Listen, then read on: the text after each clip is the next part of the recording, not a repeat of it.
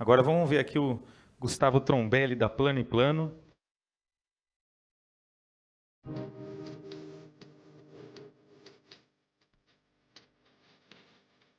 Obrigado pelo convite, tá? Acho que é um prazer estar aqui com esses professores. Aqui eu sou estagiário de vocês aqui, porque acho que tem muito do que a gente está praticando aqui, vem do ensinamento, né, que a gente adquiriu. Você fez o TGP, né? Com eles, né? Fiz TGP. Os dois, né? O Luiz e o Biraci foram meus professores. Foi aluno lá da USP, né? Então, acho que tem uma proximidade que, como a vida nos mostra, né? Como a gente, lá na parte acadêmica... Depois Que ano foi, Gustavo?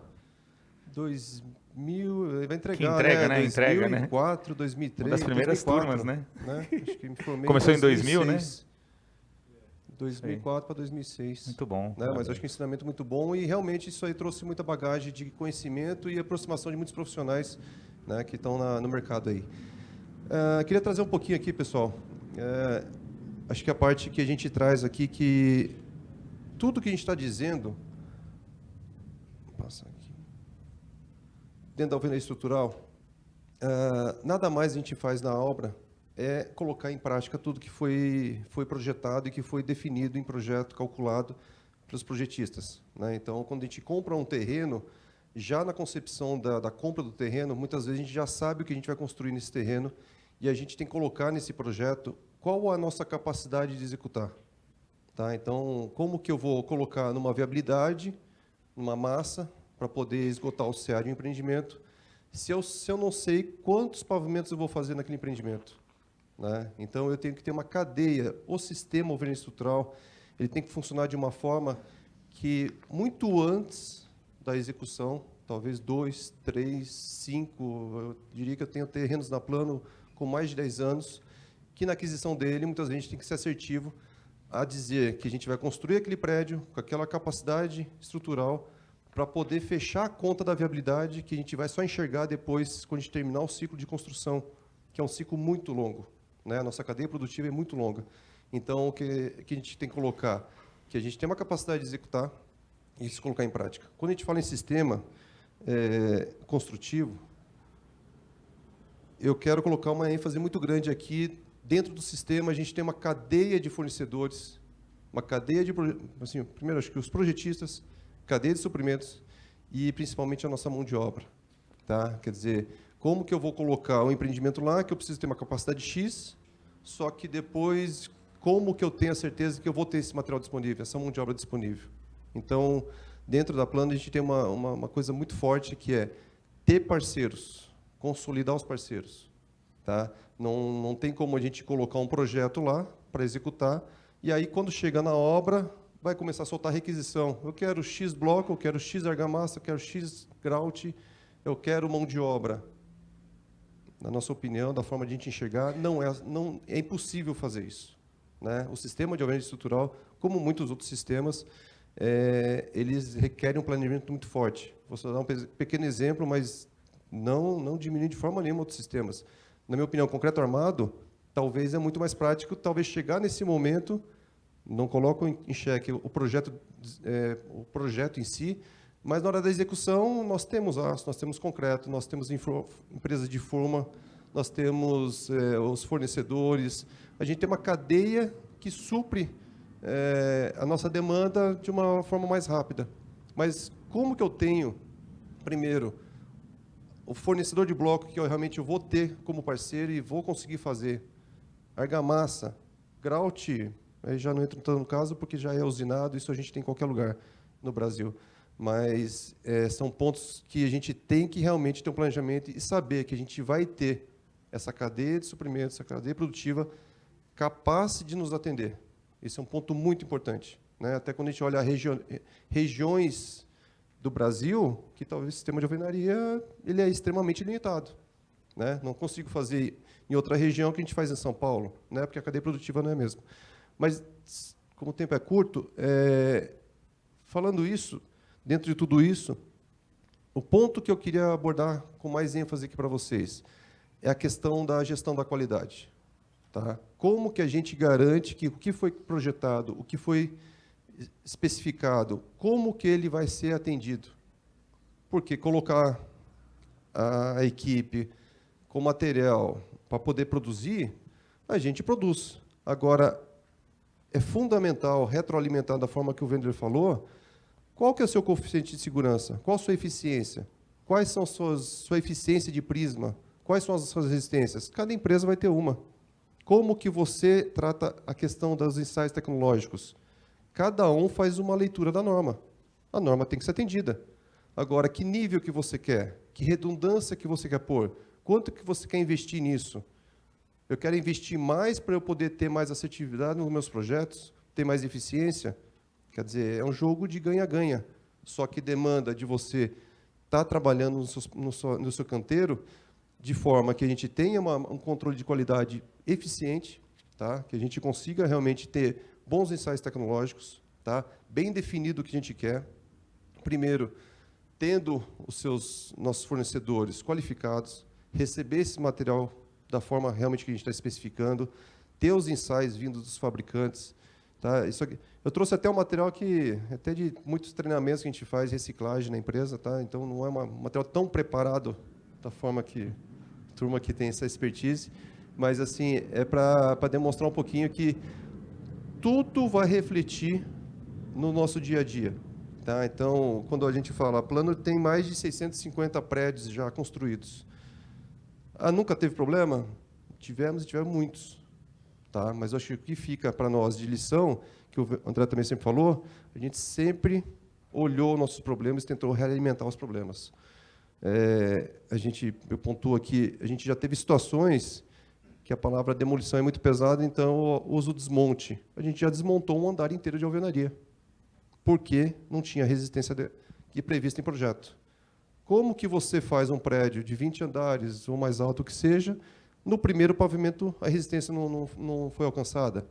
O reforço estaria extremamente no limite ou não caberia reforço? Desmonta. Simplesmente desmonta. Né? Então, não é pegar o sistema e sair. Né? Eu estou falando aqui com um grupo que tem experts, empresas extremamente consolidadas. Estou falando uma redundância aqui, né? A gente estou reforçando uma redundância de conhecimento, né? Mas são da vida. Quando a gente está falando aqui de canteiro, eu estou na produção, a realidade é essa. Os ensaios tecnológicos é o nosso norte, tem que nos conduzir para a assertividade e realmente a gente dormir tranquilo, fazer o que realmente tem que ser feito. Então, a gente tem sempre um cuidado muito grande. Tá? Eu acho que isso aqui é o Prisma, é o principal ensaio nosso no sistema, que ele realmente retrata o sistema. Ensaiar só bloco, tem uma resistência de bloco, só argamassa, tem só da argamassa, mas o que traz para nós realmente qual o desempenho do sistema, né, é o Prisma. Então, aqui a gente tem um berçário na Plano de prismas. O Prisma é extremamente bem cuidado, tratado. O melhor lugar da obra é onde fica o Prisma. O melhor transporte sai de colchão do caminhão. Ele não pode sair vibrando no caminho, porque às vezes você tem uma resistência adequada, material bom, só que você, quando leva ou você molda um prisma, você não usou a melhor técnica, não correspondeu à realidade, e quando você chega no laboratório, esse material já está comprometido. Diferente de um CP de corpo de prova de concreto, que muitas vezes aguenta desaforo. O prisma não aguenta. Se eu estou olhando a aderência de uma argamassa num bloco, ele não pode, no caminho, romper.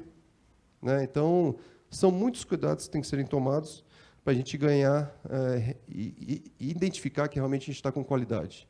Tá? Falando um pouquinho de material, né, a gente não simplesmente pode receber material como qualquer outro. Né? A gente especifica, a gente tem que ver a dimensão, tem que ver se o ensaio do fabricante de bloco está fazendo o ensaio num laboratório externo, credenciado. A gente tem rastreabilidade de todos os materiais, argamassa, bloco, grout. E quando a gente fala em alvenaria estrutural também, não é simplesmente olhar a resistência do sistema alvenaria. A gente tem que ter um atendimento à norma de desempenho. Quer dizer, essa alvenaria ela tem que atender todas as instruções técnicas do Corpo de Bombeiro, conforto térmico, conforto acústico. Não é simplesmente eu tenho um bloco ali, eu tenho uma argamassa, tenho um revestimento para poder resistir à altura, à capacidade de carga. Não, a gente tem todos os ensaios necessários para realmente a gente ter o desempenho técnico e pela norma de desempenho. Outros fatores muito importantes aqui, que é redundância, mas assim, conferência de eixo, todo o pavimento, eu pego e projeto o andar de baixo para fazer o andar de cima. Não pode. Existe eixo. O eixo tem que ser cumprido, tem que ser seguido, tem que ser conferido, tem que ser remarcado com topografia. A alvenaria estrutural não aguenta desaforo, né, na forma de enxergar. Quer dizer, como nenhum outro deveria aguentar desaforo, mas a alvenaria aqui realmente tem uma questão de prumo que é crucial. Conferências de grout, conferências de preenchimento do grout, realmente assim, está preenchido realmente os septos que estão lá definidos em projeto. Né? Na plana, a gente bate marreta em todos os blocos que têm que ser preenchidos. É uma percussão que nós fazemos ali para conferir, para ter certeza.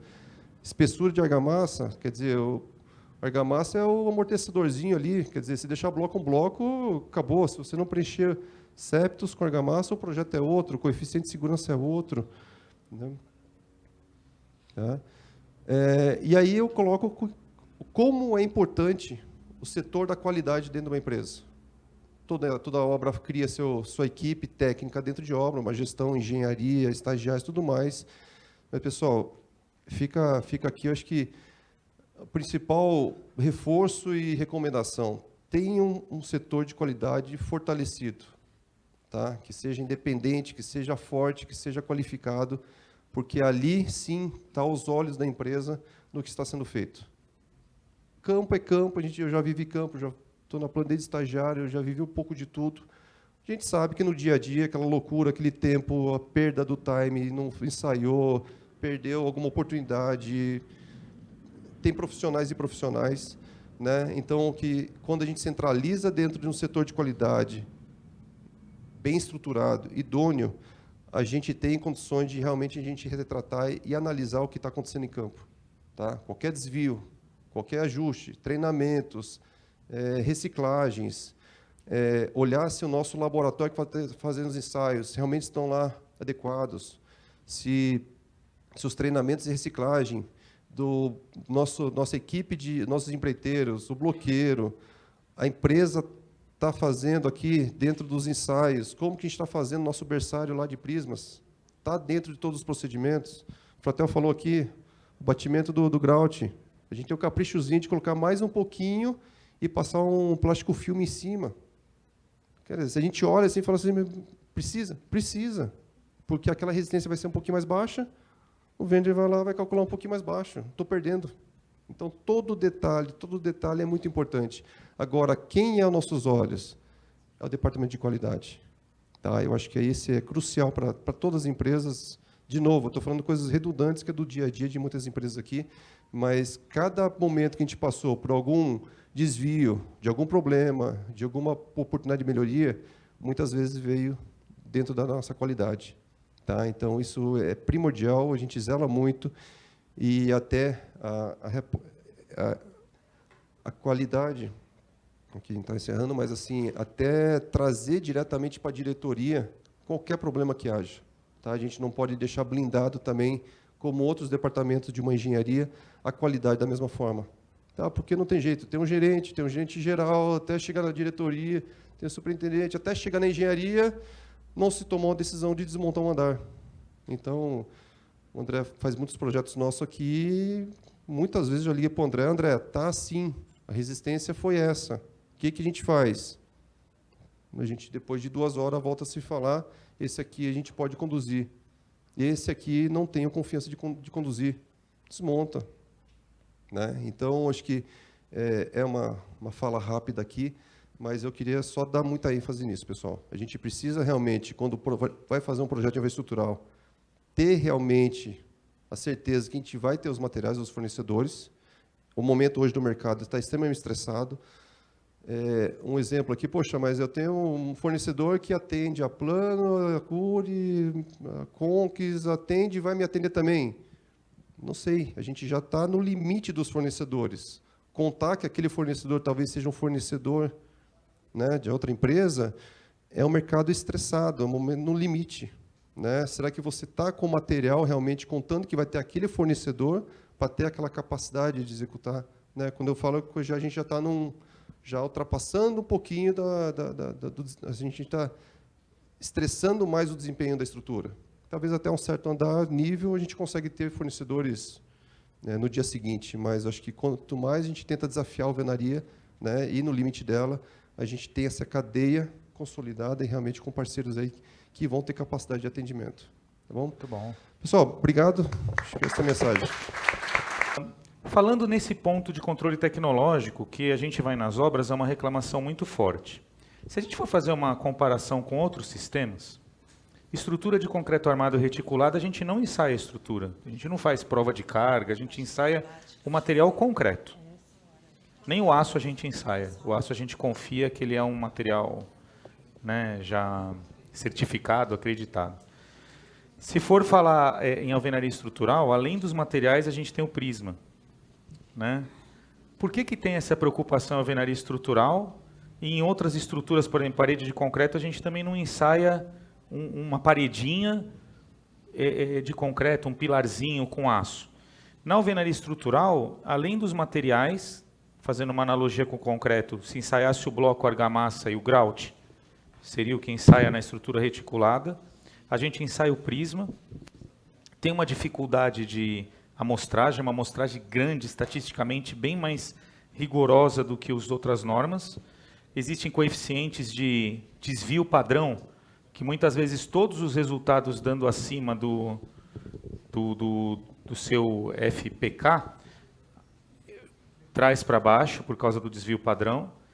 É difícil o berçário, adorei a palavra berçário na palestra, e o transporte. Além disso, o pedreiro hoje, se ele é bom na produtividade, ele vai na produção.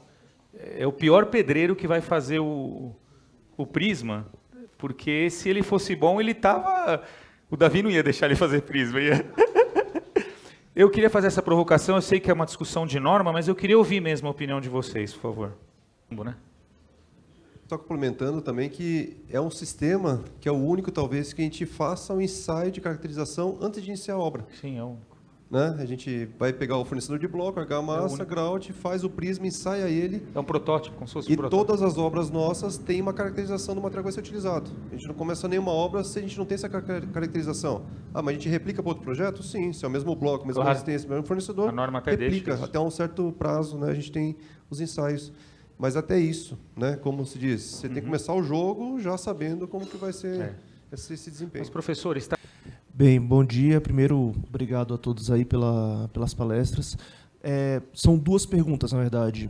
Uma, quando vocês falaram muito sobre a execução da alvenaria estrutural, eu vi muito a explicação usando blocos em concreto. Existe algum motivo pelo qual, por exemplo, o uso de blocos cerâmicos não é amplamente mais utilizado? Tem vantagens, desvantagens? Essa seria a primeira pergunta. E a segunda seria, vamos dizer assim, a pergunta de $1 milhão, né? A questão de mão de obra. Hoje, a gente tem uma dificuldade, está tendo uma dificuldade muito grande no mercado com relação à mão de obra, até mesmo conversando com outros colegas aqui antes do início das palestras, teve uma das construtoras que até falou que, para a execução de alvenaria estrutural, eles estão com muita dificuldade para conseguir ajudantes, serventes, para poder fazer a alimentação nos andares, e que até eles têm tido uma estratégia de utilizar, vamos dizer assim, profissionais mais graduados para poder fazer esse trabalho, aumentando muito o custo do sistema. Vocês veem alguma alternativa para esse tipo de problema? Gustavo? Acho que só complementando aqui, o apanhado de cada um, acho que só colocando o fortalecimento que a gente tem, que é muito grande, de parceiros. Né? A gente talvez quer ter uma solução pronta para amanhã, mas não é amanhã que a gente resolve. A gente tem muitos nossos empreiteiros, a gente já está com eles há 15 anos, e quando a gente olhava 15 anos atrás, o que ele era? Ele era uma equipe de alvenaria que estava ali fazendo aquela equipe e foi crescendo, foi se desenvolvendo. Quer dizer, nesse tempo todo a gente não matou ele. Parceria. Não é só um ganho de um lado. A gente sempre olhou que ele tem que ganhar, ele tem que produzir, tem que levar uma condição para os seus funcionários, e principalmente dar continuidade para eles. Não existe coisa pior em campo. Alguém chegar, você contrata alguém, e aí? Você tem equipe? Não, eu vou montar uma equipe. Quando ele fala, montou uma equipe, você está... Ele não tem equipe, ele vai pegar 3 aqui, pegar 2 ali, vai pegar mais 3 ajudantes, depois metade não para na primeira semana e não produz. Quer dizer, quando você tem um parceiro, ele sabe o que você vai fazer, ele já sabe quais são os riscos dele como prestador de serviço. Eu estou numa empresa que eu vou ser improdutivo ou não? Eu vou ter logística, eu vou ter material, vou ter uma cadeia de suprimentos adequada no tempo certo, eu vou ter uma cremalheira competente, eu vou ter um fornecedor de bloco competente, eu não vou ficar ocioso. Teoricamente, ele vai tirar a margem de risco dele. Ele não vai colocar no preço dele essa ociosidade, essa incompetência, talvez, de produtividade. E quando ele sabe que aquela equipe já vai terminar aquela alvenaria e já vai pular para outra, é completamente diferente de você toda vez montar equipe, montar equipe, montar equipe. Claro. Porque, indo até um pouquinho além, quando a gente às vezes cria uma sequência de obras, o bloqueiro fala, doutor, tem um negócio errado, esse bloco está errado aqui. Ele Essa modulação mesmo já... está errada. Como está errado? Não, porque no outro, quando você vai ver, tem fundamento. Então, é o nível de produtividade, a gente não está numa esteira de produção, de fábrica, mas aquilo que a gente está fazendo em campo acaba virando uma fabriquinha, uma esteira. Sim. Então, é muito importante a continuidade dessas equipes aí nos canteiros de obra. Bom dia a todos, Alberto da Dor e Associados. Parabéns pelas palestras, primeiramente. E eu tenho uma dúvida aqui com relação à produtividade, norma de desempenho, né? E participei de alguns projetos de alvenaria estrutural e o projeto, me deparei com duas situações interessantes com um projetista de acústica, tá? Já que a gente fala bastante de sistemas hoje, né? Revestimentos, mais bloco estrutural, etc. Em um mesmo pavimento, uma delas é o seguinte, em um mesmo pavimento ele indicava necessidades de paredes diferentes, da mesma espessura de 14, com densidades diferenciadas. Então, essa parede vocês vão construir com densidade X, essa outra vocês vão fazer também com 14 com densidade Y. Tá? E uma outra situação que me deparei também durante as fases de projeto era a colocação do fornecedor. O fornecedor da Outerplane vai executar essa parede, que vai ser uma parede mais acústica, essa outra você pega da Glacier, né? E assim vai. Gostaria de saber como que fica, se isso daí vai para a obra desse jeito mesmo, porque durante o projeto todo mundo aceitou, até os projetistas de alvenaria estrutural.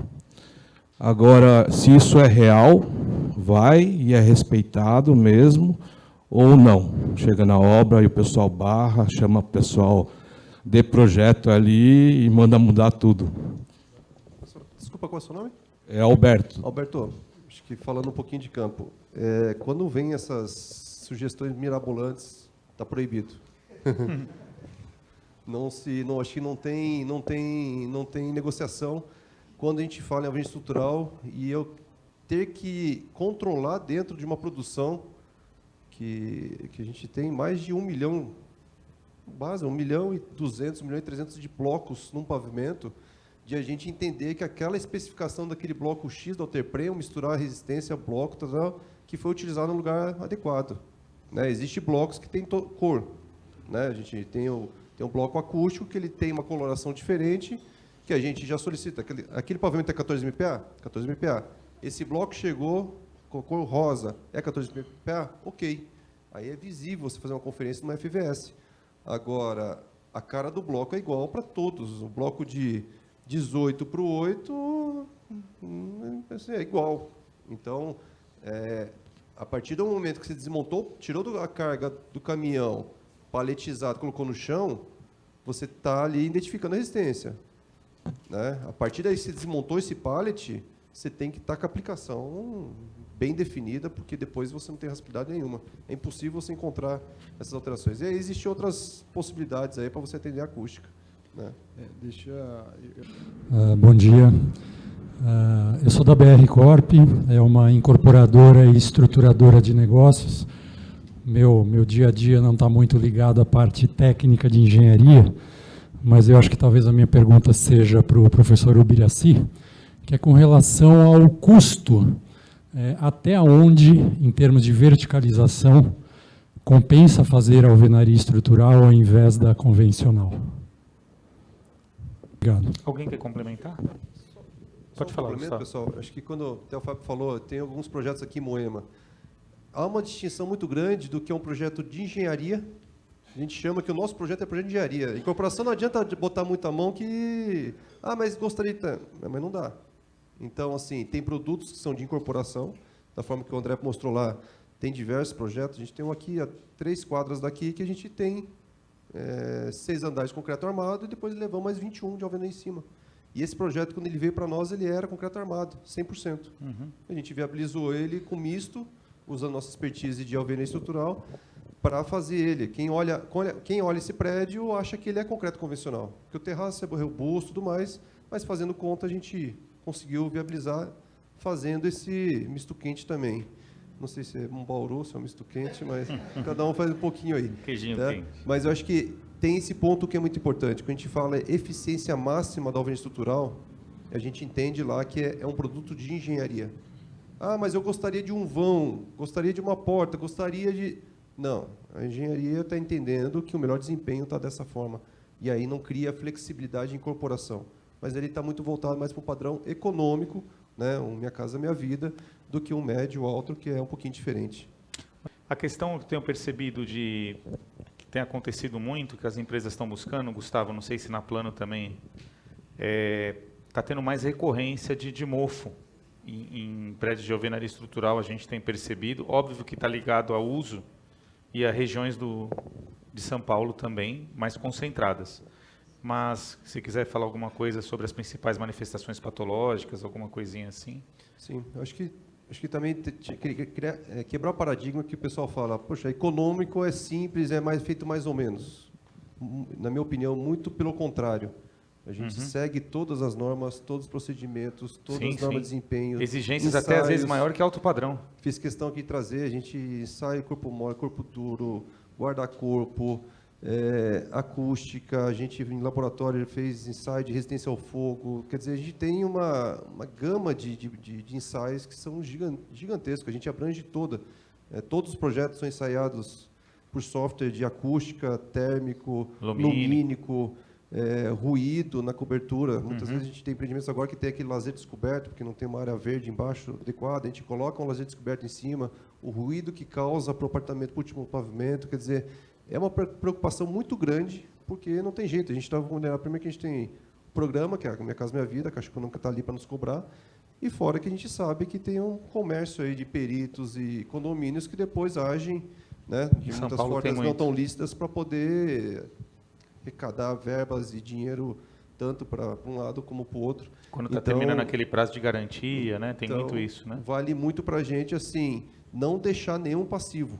A gente não entrega um passivo consciente, não existe. Um custo baixo de assistência técnica, né? Se escapar alguma coisa é porque escapou, mas assim, a gente não leva, né, a entrega com um passivo que a gente conheça.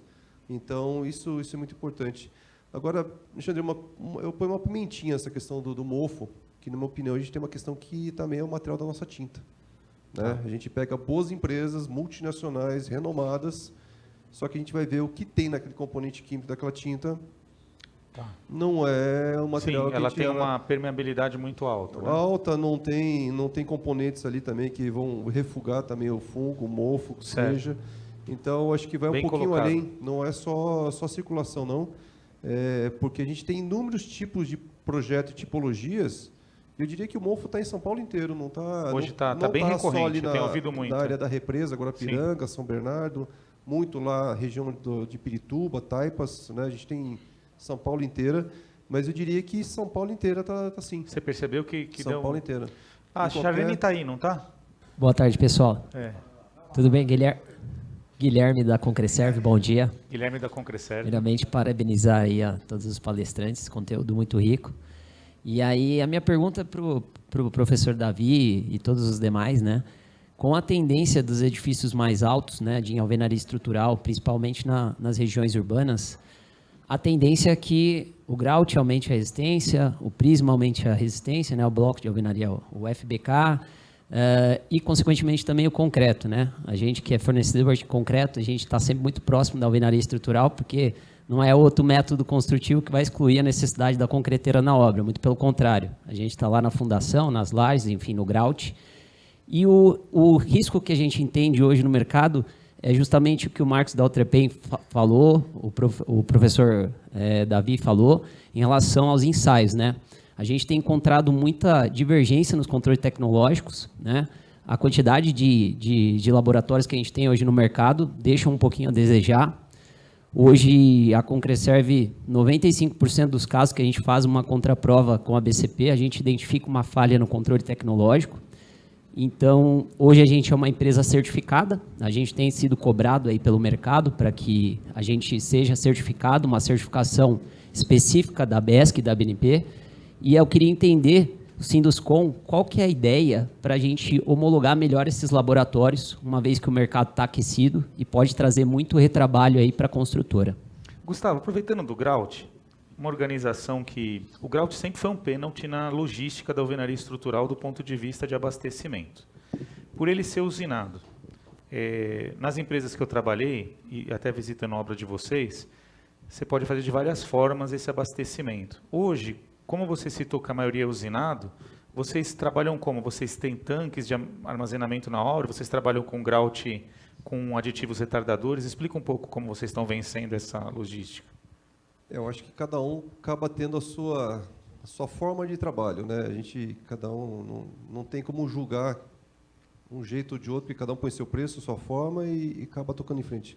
Um exemplo, a Plano não usa grua. A gente tem o nosso transporte vertical que ele não está condicionado a uma grua, e aí cria o perfil de cada empresa. Tem empresa que o empreiteiro, a empresa é condicionada sempre a um sistema de grua e outros não. Né? Então, a gente acaba se condicionando a fazer o bombeamento, fazer o grout bombeado, para poder fazer o grouteamento da alvenaria. Né? E aí a gente está com a aplicação ela o mais rápido possível. Não está usando retardador, tanque, nada? Não tem. Então, a gente está ali com uma equipe concentrada para trabalhar rápido, para poder fazer o bombeamento e já ir fazendo o lançamento e conseguindo ter cargas com volume um pouquinho mais reduzido. Volume um pouquinho menor, né? Condiciona o volume, né? A gente tenta deixar o mínimo possível nos caminhões para poder dar o tempo também. Para não ter o custo também adicional. Né? Mas aí cada um tem uma forma, né? Porque quem tem grua seria de uma forma, quem tem bomba, mas a bomba também ajuda a se lançar mais rapidamente. Sim. Quando você chega com um caminhão lá de 7 metros para subir numa concha de grua... Também não é o diferencial da grua, não é esse. Levando um tempo maior.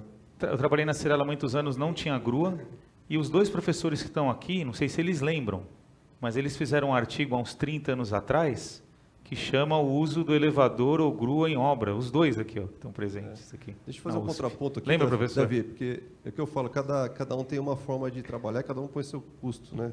A gente está com um empreendimento em Campinas. E Campinas a gente sempre enxergou, já fizemos algumas obras lá, que a mão de obra, ainda mais, né, um pouco mais deficitária. E o que eu falei, vamos montar uma equipe para Campinas. Até montar, você não faz a obra. Então, a gente optou por fazer pré-obra, pré-laje. O único empreendimento a gente tem a pré-laje em Campinas, para tirar cimbramento, carpinteiro, armador. E lá a gente está sem grua, estou com guindaste. Guindaste. Então, tudo na engenharia, por isso que eu acho que engenheiro é para isso, é para ficar ali calculando, pensando, viabilizando. Isso, melhor uso de recursos. Acesso da obra, se entra a carreta, se consegue patolar um guindaste junto com a carreta. Você tem... Cada obra tem sua história, cada obra tem que ser estudada e planejada. Boas empresas com mão de obra própria, né? Silva, na Mundo Office está com mão de obra própria? Não, é na BP8, né, que está com mão de obra própria. E tem obras grandes. E viu, Alexandre, e até, viu, Frutel, por isso que eu falo, cada um tem sua história, cada um faz a sua. É uma obra que não nasceu para ter pré-laje. Mas... Se eu quiser ter uma grua, provavelmente no dia que eu for comprar um terreno, eu vou falar, poxa, vamos colocar 2 torres uma do lado da outra, o giro dela já pega 2? Lá não, são 3 torres alinhadas. Então eu tenho que montar uma grua lá, depois outra grua aqui, outra grua aqui. Então cada um se faz sua história. E como a gente queria também buscar expertise da pré-laje que a gente nunca fez, esse é o momento oportuno, vamos colocar um guindaste, vamos planejar a obra dessa forma e seguir o jogo. Quando fala só com cremareira, você utiliza aquelas mini gruas em cima para subir alguma coisa? Algum sistema complementar? É tudo pelo cremalheira? Cremalheira. Vertical e cremalheira, tá. Não vou. Ele é seco. Vamos lá. Eu queria perguntar para o André e para o Luiz a questão das faixas de resistência, né? Hoje as indústrias se modernizaram e os blocos estão atingindo novos níveis, enfim. Se não faz sentido você ter um maior uso de blocos de maior resistência, pulando algumas faixas de resistência, no intuito de você diminuir, né, tanta resistência na obra, consequentemente diminuindo o ponto de grout, e o ponto de grout também é um ponto que usa muita mão de obra, né? Então, consequentemente você tem menos mão de obra e acaba tendo o mesmo custo ou equiparado. Eu acho que só para complementar também, o ponto ótimo é muito difícil de encontrar, porque cada vez que você acha que você está ganhando uma ponta, pode ser que você está levando para a produção um volume de peso muito maior para o pedreiro também trabalhar. Para você colocar dentro de uma cremalheira, o servente transportar esse bloco, levar até o pavimento, depois levar em cima do andaime ele colocar em cima no momento do assentamento, eu não tenho de cabeça aqui, longe disso, mas o que pesa um bloco de 24 MPa para um bloco de 8 MPa é gritante o peso, a densidade dele é completamente diferente e é nítido para a gente, quando a gente está produzindo um prédio de 9 andares, a produtividade dos bloqueiros é uma, surpreende, poxa, lá está indo muito bem, lá está fluindo, faço naquele ciclo. Aí quando a gente está lá fazendo uma torre com mais de 25 pavimentos, poxa, a produção parece que não anda, estou com uma equipe boa, estou com bons bloqueiros, né? O Marco sabe, né? Eu já levantei o bloco de 54 de 24 MPa. A gente, você tem que levantar com as duas mãos e a gente que não está preparado para isso, Já dá dor nas a costas. gente se arrebenta. E eles têm que... Sim. Daqui, brincadeiras à parte, daqui a pouco o bloqueiro vai exigir um equipamento Claro, para subir subir o o bloco bloco e colocar em cima da alvenaria, porque um equipamento, é um material muito robusto, muito pesado. Né? Iraci? E aí cai a produtividade também. Beleza. Aproveita, já fica. Vamos fazer a parte final aqui. Vou pedir para cada um fazer um minutinho a mensagem final aí para o público. Começando por você, Davi, do evento de hoje. Gustavo? Eu acho que só para reforçar a mensagem, eu acho que a gente sempre fala muito consolidar parceiros. Acho que esse é o ponto principal que a gente pontua, tanto de suprimentos como mão de obra. Esse fortalecimento traz muito retorno e acho que é o que fica de mensagem aí. E até mesmo falando, acho que a cautela e a precaução, o planejamento para prédios altos é fundamental. Tá? Não tem como amanhã sair fazendo, porque a gente está... Tem um know-how já, né? Tem que ter uma bagagem, acho que a gente tem... Cada um tem que se consolidar para fazer isso. Né? A Plano hoje já está fazendo prédios de 30 térreo mais 30 andares, já está em andamento, já tem pessoas morando em prédio térreo mais 25. Então, esse é um movimento que não tem mais volta. Né? O mercado já entendeu, já tem uma cadeia produtiva consolidada aqui em São Paulo para fazer isso. Eu enxergo que nenhum lugar do Brasil tem isso. São Paulo está nesse momento, está nesse time aí. Né, mas eu acho que muita cautela, muito planejamento, muita responsabilidade, está cercado de pessoas competentes, boas, né, que realmente estão juntos nesse projeto. Isso é fundamental.